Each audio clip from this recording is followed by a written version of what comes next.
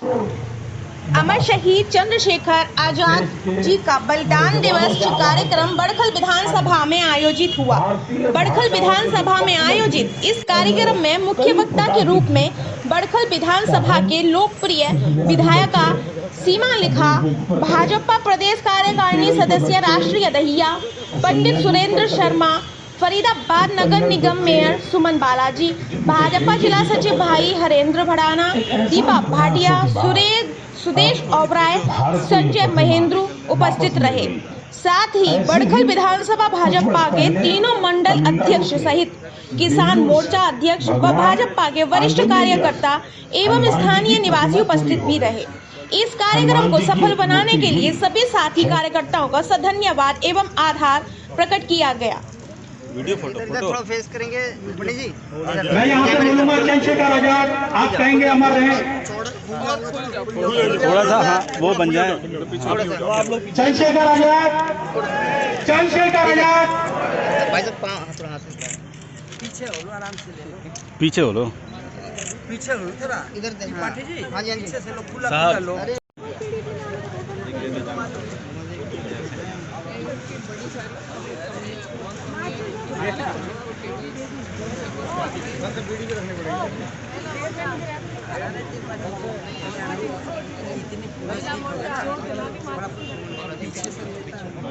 मैंने बोला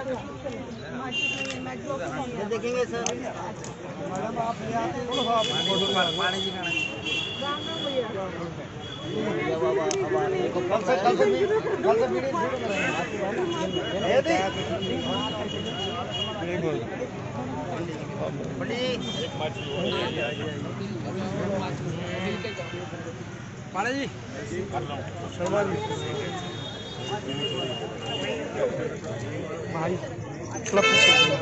अरे वो मुझे इधर करें तो इधर कर रहा होगा। पीछे कवर करना है।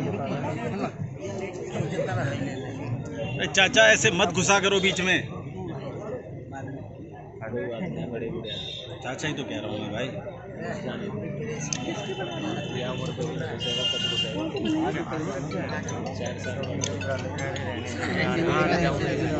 आएगा थोड़ी ना भाई साहब वो तो बीच में थोड़ी आओगे, आप साइड में आओ ना। कोई नहीं आ रहा। जनता पार्टी की तरफ से चंद्रशेखर आजाद जी की जो मिट्टी लाई, आज से पहले जो भी पार्टी कांग्रेस या कोई भी, उनने कभी किसी बलिदानी को इतना मान सम्मान ना दिया जो भारतीय जनता पार्टी देती आई है। भारतीय जनता पार्टी ने पूरे मान सम्मान के साथ चंद्रशेखर आजाद जी का 90 विधानसभाओं में आज ये प्रोग्राम है पूरे हरियाणा के अंदर, बलिदान दिवस। तो इससे बढ़िया और क्या होगा। जन जन तक आवाज़ जा रही है भाई, बलिदानों के लिए मान सम्मान देना भारतीय जनता पार्टी का ये बहुत ही बड़ा कार्य है, जो हर एक पब्लिक के अंदर हर एक चीज़ के लिए हर एक आदमी की तक आवाज़ जावे, नौजवान के लिए, युवा शक्ति के लिए भाई ये बलिदानों की कितनी मान सम्मान देती है। तो भारतीय जनता पार्टी का ही कार्य है। अटल जी से ले मोदी तक अपने शहीदों के ही लिए हर जगह कार्य किया है। जय हिंद, जय भारत। जय भारत, जय हिंद। आज हम सभी अपने वीर शूर चंद्रशेखर आज़ाद जी का बलिदान दिवस मना रहे हैं और बहन सीमत रेखा जी के बड़खल विधानसभा में, और बहन जी ने जो हमारे प्रदेश अध्यक्ष जी ने वहाँ की जो हमारे नमन करने वाले वीर थे, उनकी जन्म कर्म भूमि के वहाँ से जो मिट्टी आई है, सभी को तिलक किया है और सभी ने तिलक भी लगाया है।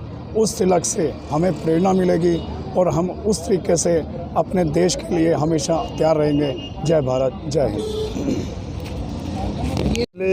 जिन लोगों ने भारत के लिए कुर्बानी दी है उनको याद करना हमारा नैतिक धर्म कर्तव्य ये पहला, क्योंकि हम बच्चों में भी संस्कार डालेंगे। जवानी में ही इन्होंने बलिदान दिया श्री चंद्रशेखर आज़ाद जी ने, अब बच्चों में ये प्रेरणा डालेंगे कि देश के प्रति हमें जागरूक होना है। वीरों ने जो कुर्बानी दी है उनको हमें याद रखना, उनको भूले नहीं। और किसी सरकार ने भी ऐसा कार्य नहीं किया। जिन्होंने देश के लिए कुर्बान, उनको भी हम याद नहीं करेंगे, फिर आने वाली पीढ़ी को पता क्या चलेगा कि किसने देश को आज़ाद कराया, किन किन व्यक्तियों ने अपनी कुर्बानी दी, अपने बच्चों की कुर्बानी दी देश के लिए। ये आज जो सरकार ने, भारतीय जनता पार्टी और हरियाणा सरकार ने ये जो बलिदान दिवस रूप में या फरीदाबाद में मना रहे हैं, श्रीमती सीमा त्रिखा विधायक जी के नेतृत्व में फरीदाबाद में बलिदान दिवस को हम मिलके सब मनाएंगे। हमें याद करेंगे उनकी कुर्बानियों को, क्योंकि जैसे कहा है शहीदों की चिताओं पर लगेंगे हर बरस मेले, वतन पर जो फिदा होगा, ये पुरानी ही है।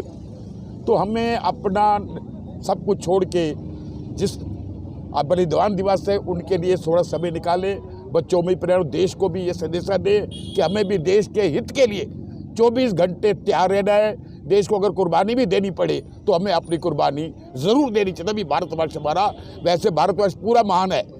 इस समय वर्ल्ड के अंदर श्री मोदी जी के नेतृत्व में पूरे वर्ल्ड के अंदर भारत का नाम सबसे आदर सहित लिया जा रहा है, कोई भी इससे छुपा हुआ नहीं है।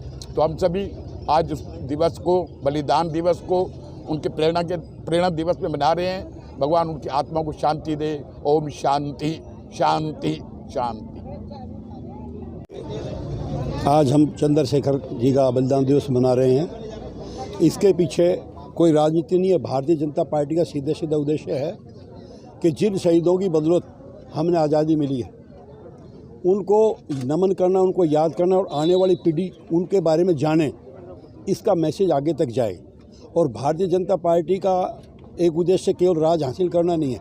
भारतीय जनता पार्टी जन सेवा और जन की समर्थन के लिए पार्टी बनी हुई है। कोरोना काल में भी आप देखिए, भारतीय जनता पार्टी एक ऐसी पार्टी थी जिसने कोरोना के समय में हर लोगों तक घर दवाइयाँ पहुँचाने की कोशिश करी है, पहुँचाई है, भोजन पहुँचाने की कोशिश करी है, उनकी देखभाल करने की कोशिश करी है। केवल हिंदुस्तान में भारतीय जनता पार्टी का एक ऐसा कार्यकर्ता है जो ये मानता है कि प्रथम राष्ट्र, द्वितीय पार्टी और तृतीय में खड़ा हूँ, ऐसा धारणा करके भारतीय जनता पार्टी का काम करता है। अभी बहन जी ने आपको बताया किस तरह से भारतीय जनता पार्टी ने पूरे देश में एक नई तरह की आज़ादी दी है मोदी जी के नेतृत्व में। वो आप सबके संज्ञान में, आप अच्छी तरह जानते हैं। चंद्रशेखर आज़ाद की जयंती पर समझ आऊँगा मनाया जा रहा है, क्या कहना चाहेंगे? चंद्रशेखर आज़ाद जी को सबसे पहले हम लोग सभी मिलकर नमन करते हैं। उनकी शहादत, उनकी बुलंद आवाज़ जो देश को आज इस मुकाम तक लेकर आई, क्योंकि देश आज़ाद हुआ, आज़ाद होने के बाद यहाँ तक बढ़ा, उसमें चंद्रशेखर आज़ाद जी जैसे वीर सपूत माँ भारती के, इनका लहू, इनकी कुर्बानियाँ शामिल हैं। आज का जो हमारा कार्यक्रम है बलिदान दिवस के उपलक्ष्य में, हमारे राष्ट्रीय अध्यक्ष आदरणीय नड्डा जी, प्रदेश के अध्यक्ष हमारे आदरणीय धनखड़ जी और हमारा ज़िला आदरणीय गोपाल शर्मा जी, सब ने मिल करके इसकी रचना करी। और हमारे ही प्रदेश के किसान मोर्चा को ये जिम्मेवारी दी गई कि हम सब लोग इस कार्यक्रम को बलिदान दिवस के रूप में मनाएं, जिससे कि देश में कुछ राजनीतिक गतिविधियां कुछ समय ऐसी रह गई कि देश के वीरों के नाम तो कहीं जाकर के दब गए और छुप गए, और राजनीतिक परिवारों के नामों के अनुसार आपकी बिल्डिंग, सरकारी बिल्डिंगों के नाम, हवाई अड्डों के नाम जाने लग गए। आपकी जो सरकार की जनहित की पॉलिसीज़ हैं उन पर उनका नाम आने लग गया। तो हमने जिन शहादत के पीछे, जिन वीरों के पीछे ये आज़ादी पाई, उनको पुनः हम उनके बलिदान को हम जीवित करें अपनी जनता के बीच में, हम नई पीढ़ी को उससे अवगत कराएं। इस कार्यक्रम को लेकर के ये जिम्मेवारी हरियाणा के किसान मोर्चा को दी गई और हमारे फरीदाबाद के बडकल विधानसभा के किसान मोर्चा द्वारा आज का कार्यक्रम आयोजित किया गया, जिसमें मुख्य रूप से हमारे बीच में राष्ट्रध्येया जी जो हम इस कार्यक्रम में उपस्थित हुए, पंडित सुरेंद्र शर्मा जी ने बहुत मेहनत करी। आज का जो सिनेरियो है वो मैं सोचती हूँ कि इतिहास से बिल्कुल अलग है। पहले हमें लड़ाई लड़ी गई थी देश में गुलामी की जंजीरें तोड़ने के लिए, लेकिन आज भी बहुत सारी कुरीतियों की, भ्रष्टाचार की जंजीरों में जकड़ा हुआ भारत जो है आदरणीय मोदी जी को और हरियाणा आदरणीय मनोहर लाल जी को मिला। इन सारी कुरीतियों को तोड़ने के लिए भिन्न भिन्न जनहित की पॉलिसीज़ बनाई गई। मैं बड़े छोटे छोटे उदाहरण है जिसको हर व्यक्ति हर समय मीडिया में उठा देता है। एक बड़ी छोटी सी बात है, पहले मोदी जी के आने से पहले 500 और 1000 रुपया जिसके पास नहीं है वो बैंक में खाता ही नहीं खोल सकता था। आज ज़ीरो बैलेंस से खाता खुलना शुरू हो गया, तो जो महीने का 10 रुपये बचा सकता है उसके पास भी अधिकार आया।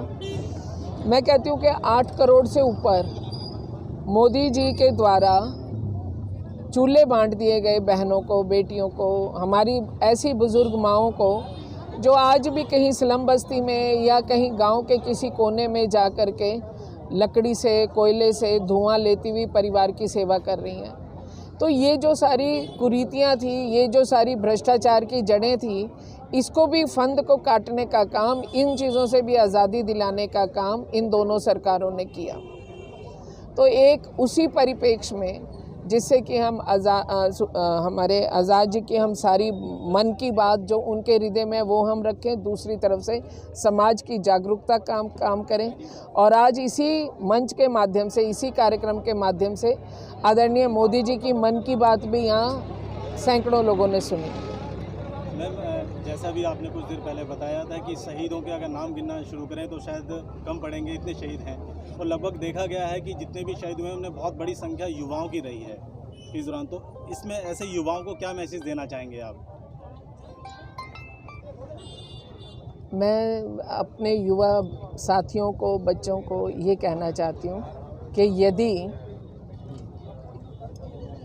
भगत सिंह जी की माता जी गौरव महसूस कर सकती हैं, यदि चंद्रशेखर आज़ाद जी का परिवार, उनके माता पिता को गर्व से पूजा जा रहा है, और बहुत सारे नाम अगर हम गिनने लगेंगे, जैसा मैंने पहले भी कहा, क्योंकि भारत का इतिहास इन्हीं से भरा हुआ है।